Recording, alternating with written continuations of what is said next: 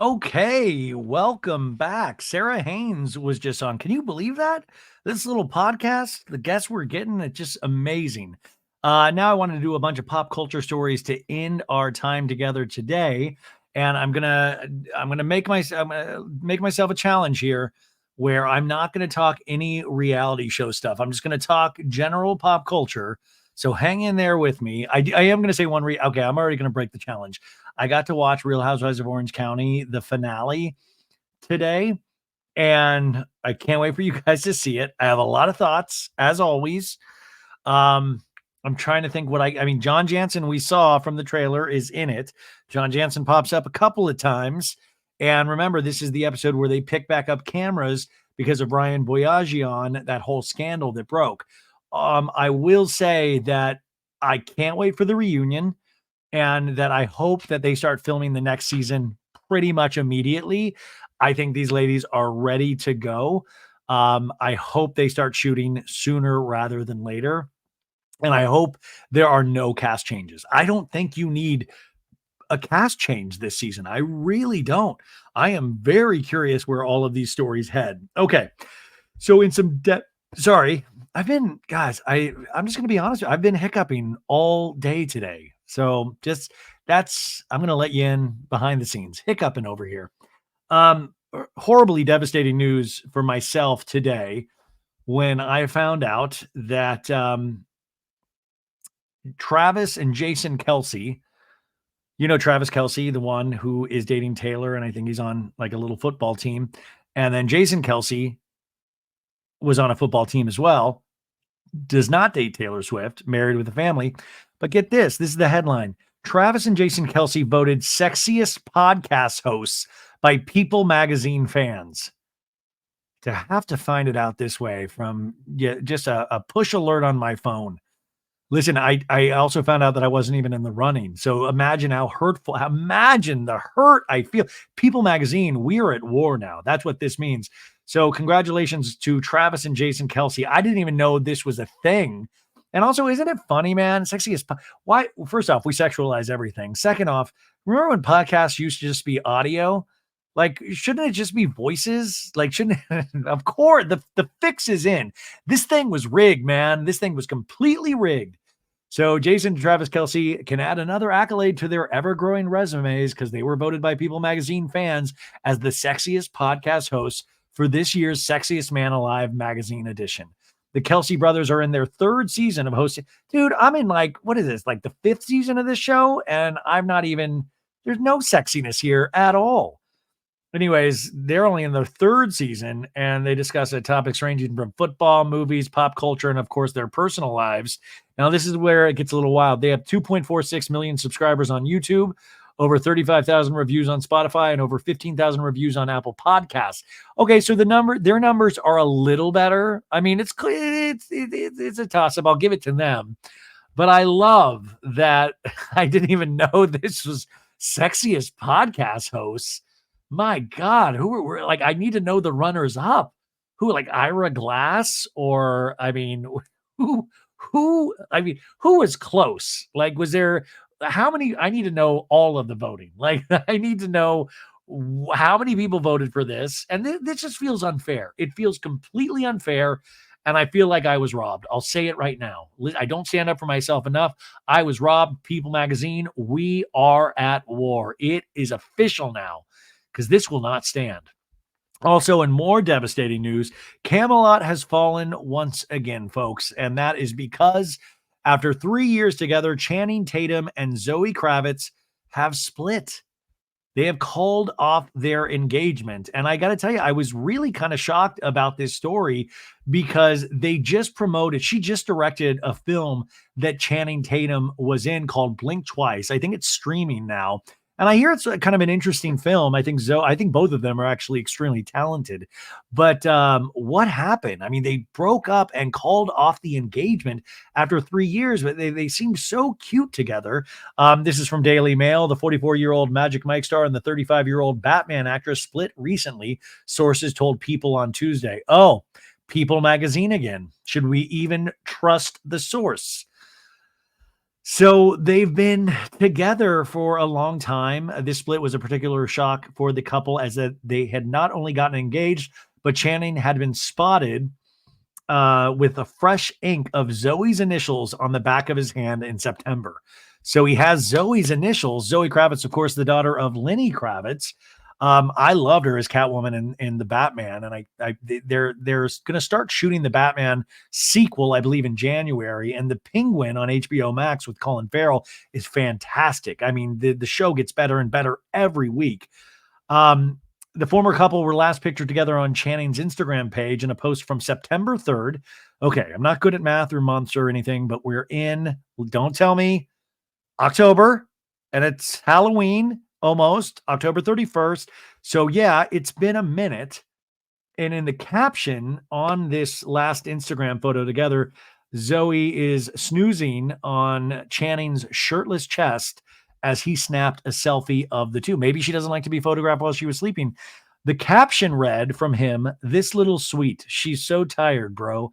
Every time I wondered if she'd break, she just kept going and going and going, always on the dig for truth. She poured every single ounce of her into this film. I'm so proud to stand 10 toes down for her, this film and everyone in it forever. Knowing what it took to make it, no one will ever know.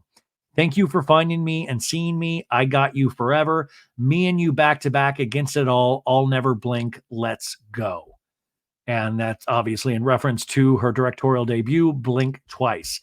So I guess somebody blinked in that relationship. Now, as a pop culture historian, this is what we do, right? News story breaks. I'm predicting tomorrow we're going to start getting more of the story. We're going to start getting the dirty details, and we got to be careful. We can't rush to judgment. You're going to hear a lot of things that are probably completely false, some that are completely insane, and then you'll probably start hearing things that are more akin to the truth. So just hold on. You're going to probably see a lot of bad people, not bad people, but bad TikToks that people make about their theories of why this happened. Now, remember, Channing Tatum had been married for a minute, and he kept his divorce. This divorce was His divorce lasted a long time before both sides agreed to a divorce. He was married to Jenna Jenna Dewan, and I know it took a while for them to agree to the terms of the divorce. So we'll probably find out more, but I was a little shocked. Like, that was one of those couples that doesn't seem to be very out there in the public eye. I mean, when they're promoting a movie, sure, but they're not all over the gossip rags like a lot of other couples are. So I was kind of sad to hear that. That kind of sucks. Let's see, what else do we have? Oh, this is actually interesting. Shawn Mendes, the singer songwriter, he was performing at a concert in Colorado at Red Rock Amphitheater, which I've never been to Red Rock Amphitheater. It's one of my dream venues to go someplace. We've all seen pictures of concerts there, and it just looks beautiful. So Shawn Mendes, he previously dated Camilo Cabello. Remember that? And he was at this concert, and he was like starting a song, and he was talking about his experience so far with his sexuality. Now, so many people have speculated about Shawn Mendes's sexuality, which is so bizarre of a sentence to say out loud, but that is the culture of celebrity, and the culture, I guess, of us as humans is that we always want to speculate. We always want to figure it out or find it out. And especially with sexuality, that's such a personal thing, right? It's so personal. And if you were young once, or if you were young now, you know that sometimes, personal decisions in your life and growing up and figuring out who you are, it can take time. And, you come to grips with certain things. And he gave what I thought was kind of some beautiful sentiments about where he is with everything. And this was completely unprompted. He was just about to sing one of his new songs from his new album, right? So he addressed the crowd, and he said, "There's this thing about my sexuality, and people have been talking about it so long." And he said, it's kind of silly because I think sexuality is such a beautifully complex thing, and it's so hard to just put into boxes.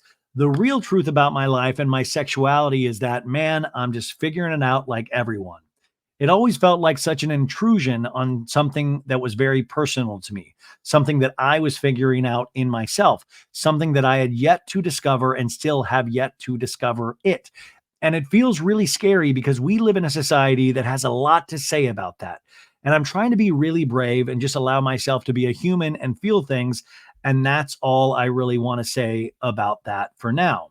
He also went on to say, I was really young when I started doing all of this. I was 15 years old. The truth is that I didn't get to do a lot of 15-year-old things and discover parts of myself that you do at 15. Now, the song he was introducing was a song called The Mountain. And these are some of the lyrics from the song. It says, you can say I'm too young, you can say I'm too old, you can say I like girls or boys, whatever fits your mold. And he said, writing this song felt really important to me because it felt like a moment where I could address it in a way that felt close to my heart. So I thought this was, this kid is still so young. And I know we always talk about that idea of celebrity being this thing that we aspire to. And I think in the year 2024, we realize that potentially celebrity is not all it's cracked up to be. When I used to dream about celebrity, or being a celebrity when I was a kid, or, flipping through my Us Weeklies and watching my Entertainment Tonight and my Access Hollywood, it just all seems so glamorous, and when you're young, you don't really think about deeper things. And then now with the 24/7, 24-hour a day, 7 days a week news cycle, we get pop culture coming out our ears nonstop. We get everything coming out of our ears nonstop. And then you kind of have to put yourself in this celebrity's position of somebody that you're like, wow, they've got so much talent, everything going for them, yet they still deal with the same things that we deal with. Now, I was thinking about this with myself is that, man, I was born heterosexual, right? That was just how I was born. And I've never had to have anybody question me about my sexuality or feel weird about my sexuality because somebody has made me feel weird about it. In some ways, throughout this podcast and all that, I've had people just assume I was gay and stuff, and which I've always kind of taken as a huge compliment. I was like, hell yeah, my best friends are gay. So I'm like, that is a huge compliment. Unfortunately, I am heterosexual. Please don't pass that around. But I thought, and I think this for anybody dealing with trying to come to terms with who they like. And, like I said, I never had anybody, like, oh, ooh, he likes girls. Oh, gross. But imagine somebody having an opinion about who you love. Imagine that. And then also, trying to figure it all out for yourself and trying to figure that whole, love is already so complicated. And when you're young and your heart's feeling things for the first time, and then your body starts feeling things for the first time, that can be so damn confusing. And I don't know what Mr. Mendes is saying right here. I don't know if he's saying he's bisexual. I don't know if he's saying he's gay, if he's straight. And at the end of the day, I don't care. But I do think it's a great message to say. And also, I think it's okay to say that sometimes, not just with our sexuality, is that we are just still trying to just get through the day. We're trying to figure it out. And it's a good lesson to people like me is that sometimes we got to let these people, no matter how successful they are, figure it out for themselves.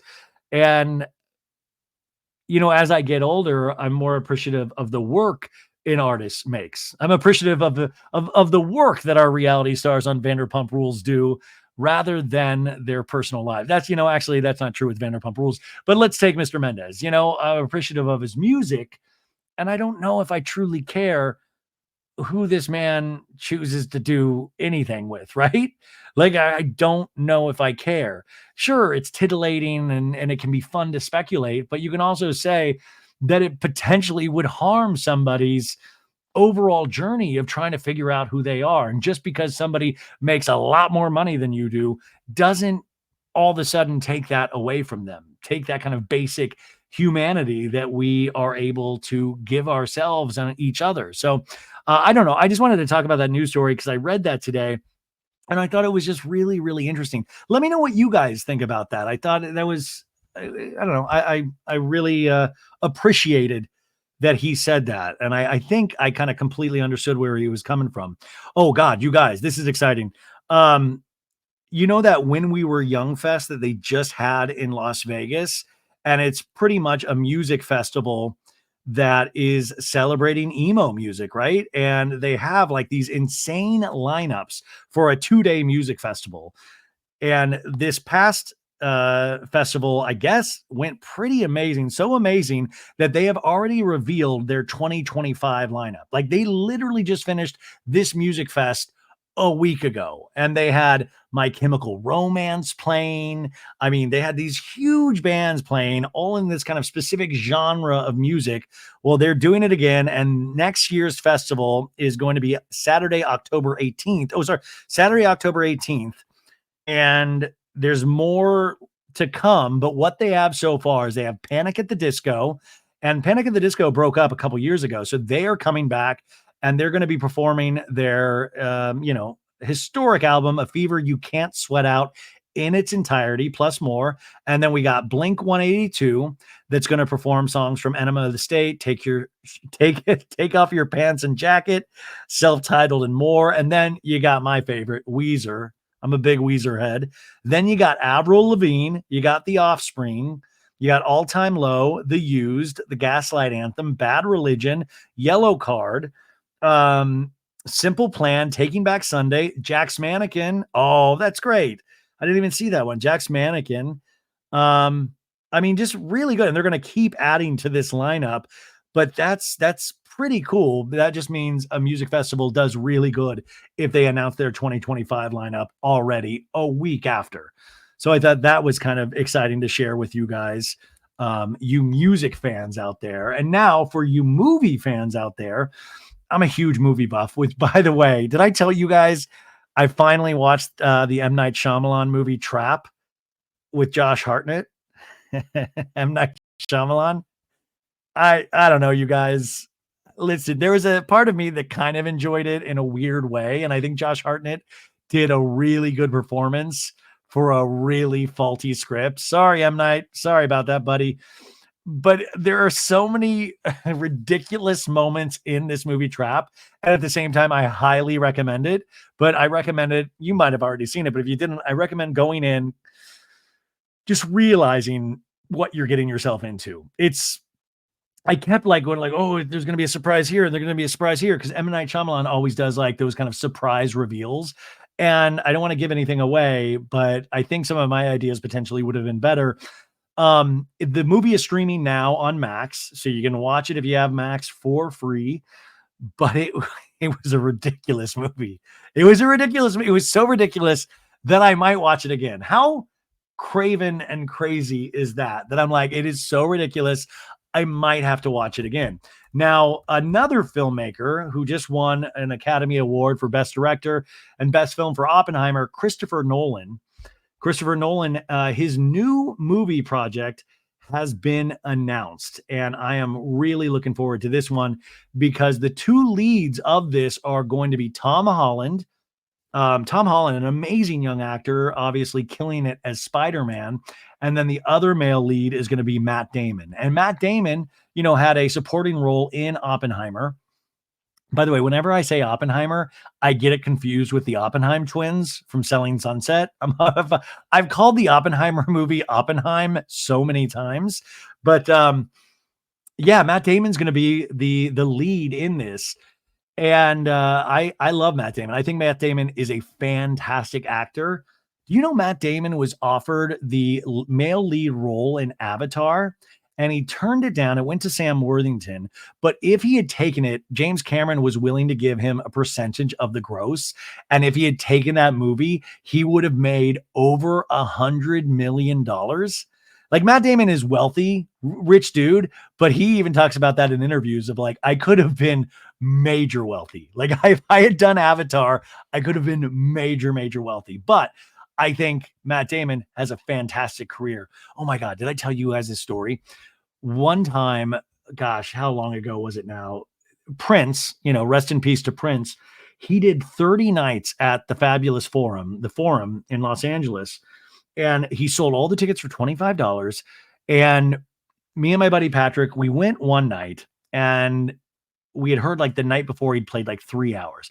We went, and I guess Prince wasn't feeling it that night, and he only played an hour and a half. And we waited around for like an hour thinking Prince was going to come back, and he only played an hour and a half. But it was still a pretty good show, but it wasn't like the shows we were reading about.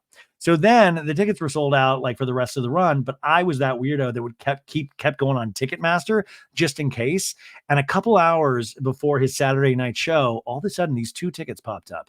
And I called my buddy Pat. I'm like, would you be willing to do round 2? I mean, $25 tickets, right? And he's like, hell yeah.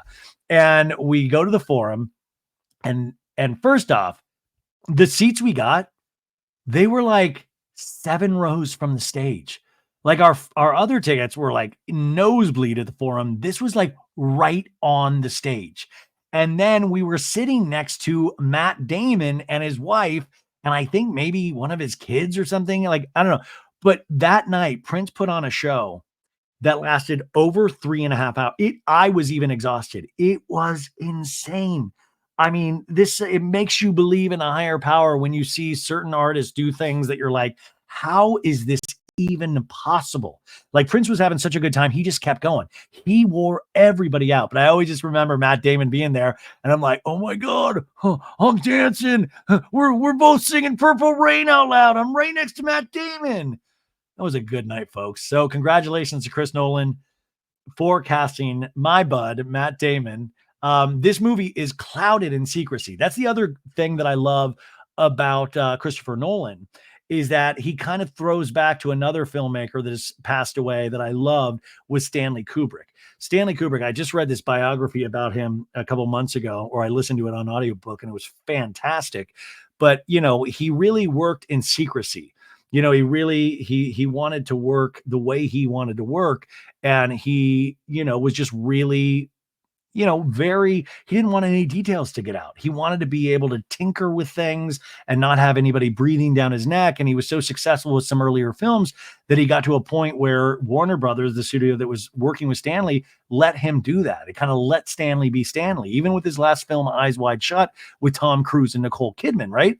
But Christopher Nolan has gotten to that point as well. And Christopher Nolan, box office wise, has made so much more money, even with adjusted film gross in terms of like what year we're in, than Stanley Kubrick ever did. Because think about it, this dude did, Batman Begins, Dark Knight Rises, The Dark Knight. He did Interstellar.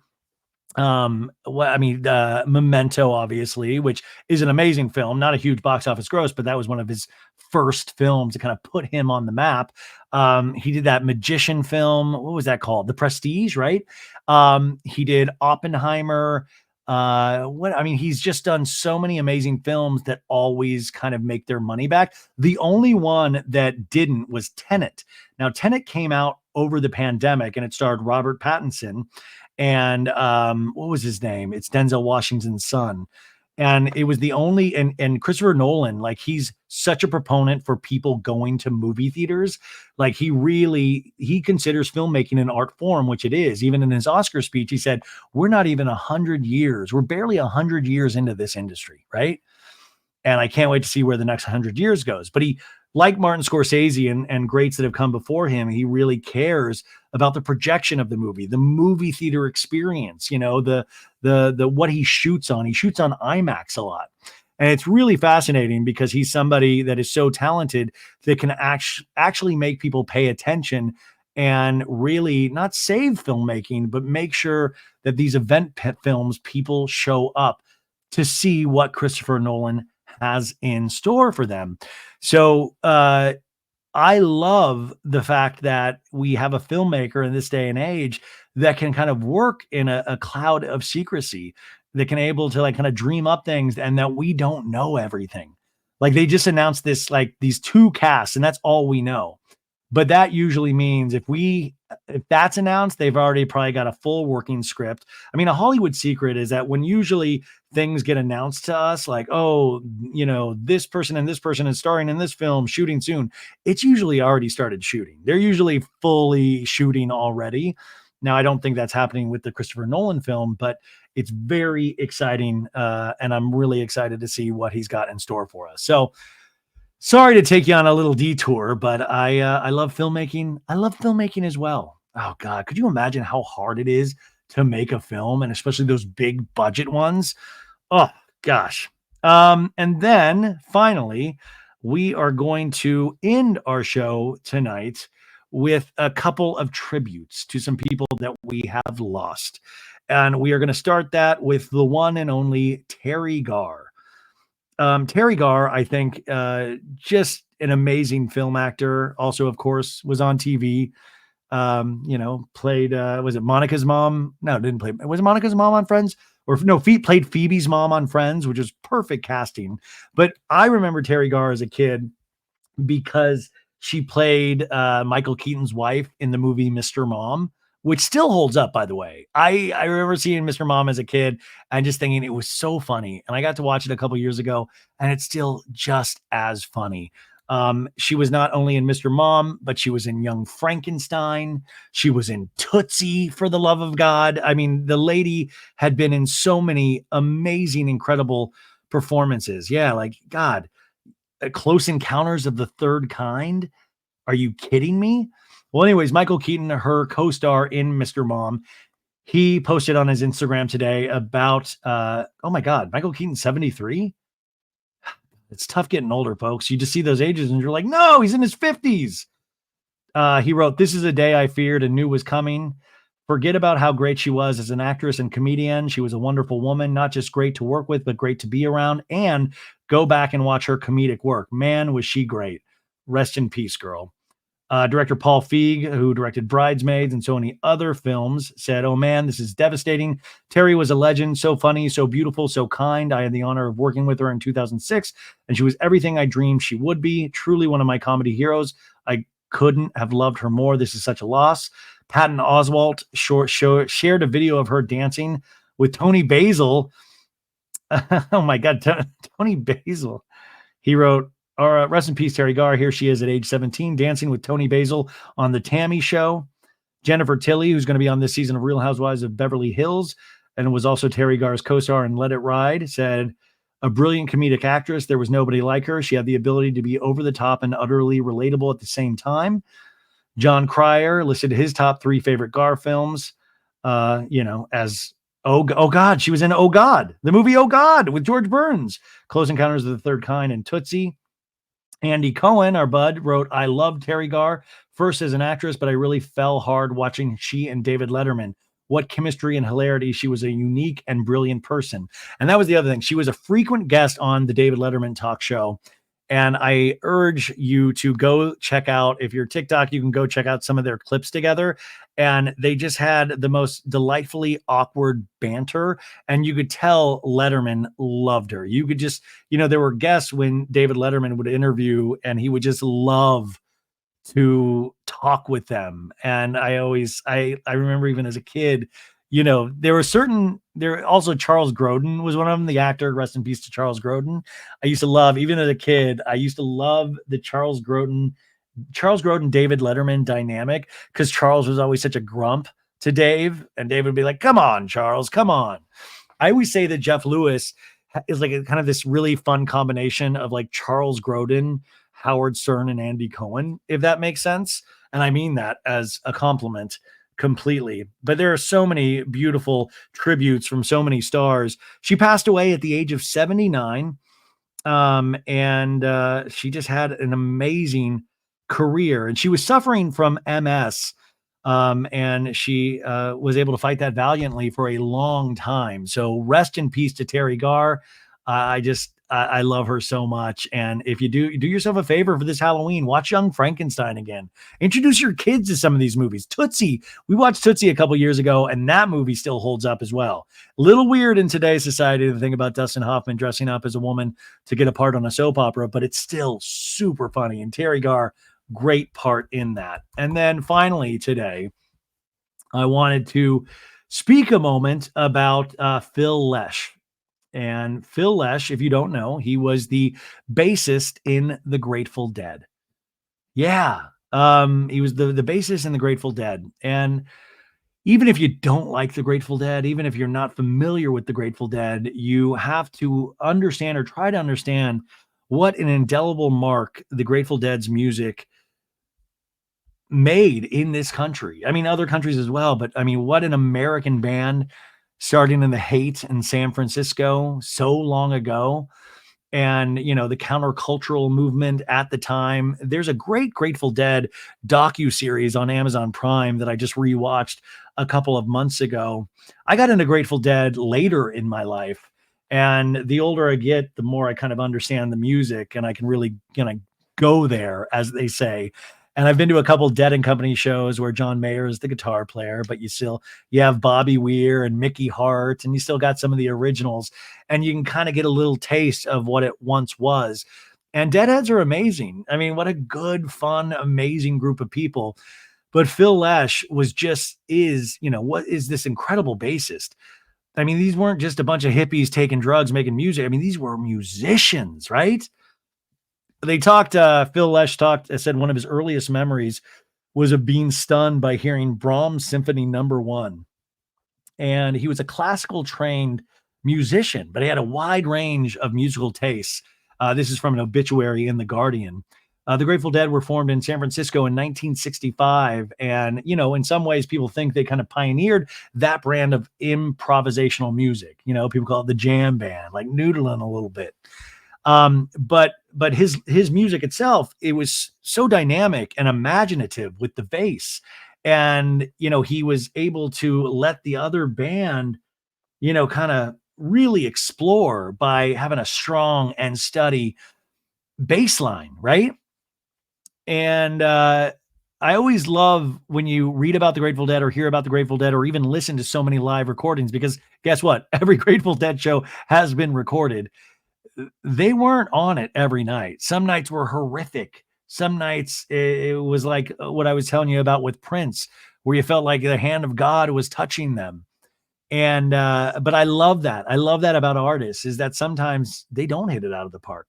Sometimes they're just out there searching, trying to find the right way to come together as a band. And when they did, it was so, so beautiful. And you can always start with like Working Man's Dead, one of their albums, or even their greatest hits album, to try to get a taste. But I think, sometimes that music, it definitely snuck up on me, and it might sneak up on you as well over the years if you give it a chance. Now, he wrote some of the Dead's best known songs. Of course, one of my favorites and a lot of our favorites is Box of Rain from the 1970 album American Beauty, which is kind of a beautiful song, an ode to his dying father. And he sang lead vocal on that. And the lyrics, like the Grateful Dead, most of their, a lot of their lyrics was by Robert Hunter. But he also scored songwriting credits on the Truckin' Song and Cumberland Blues. And in 1965, he was trying to be like this experimental composer, and he was writing all these compositions, tried writing these things, and he met Jerry Garcia in 1965. And at that time, Jerry Garcia was kind of known as a bluegrass banjo player, like Steve Martin plays the banjo. Jerry Garcia was playing the banjo, and he was, it was far from the electric guitarist that he kind of turned into. And he was performing with his band, the Warlocks, at this pizza parlor in Menlo Park in San Francisco's Bay Area. And Phil Lesh recalled being struck by how, quote, the music with that kind of directness and simplicity could deliver an aesthetic and emotional payoff comparable to that of the greatest operatic or symphonic works.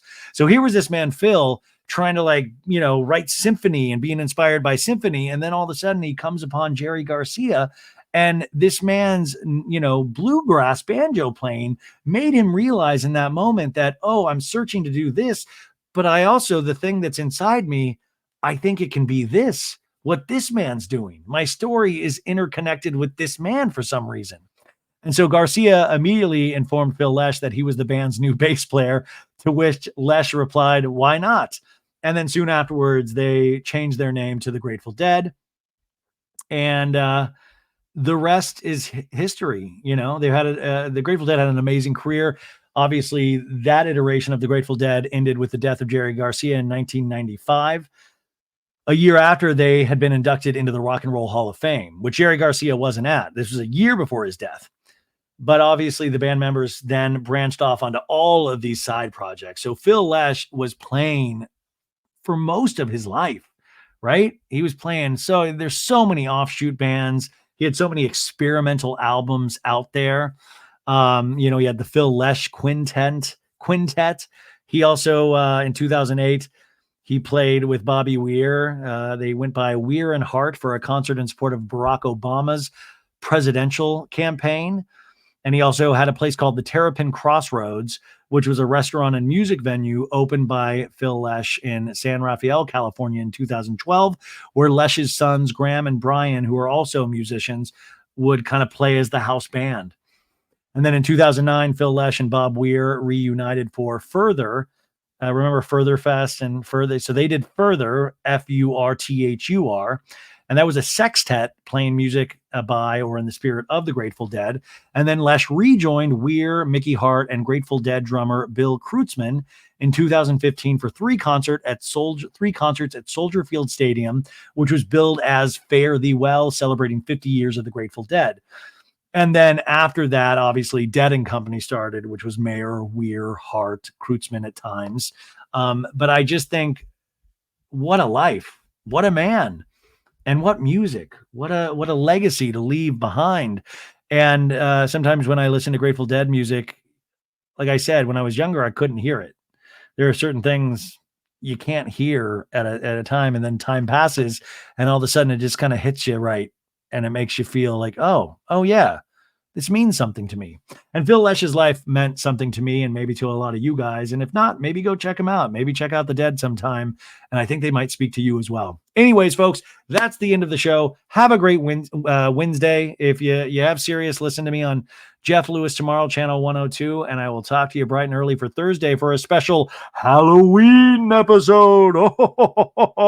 Also, remember to leave a 5-star review on Apple Podcasts and Spotify. And People Magazine, we are at war. How dare you? Bye.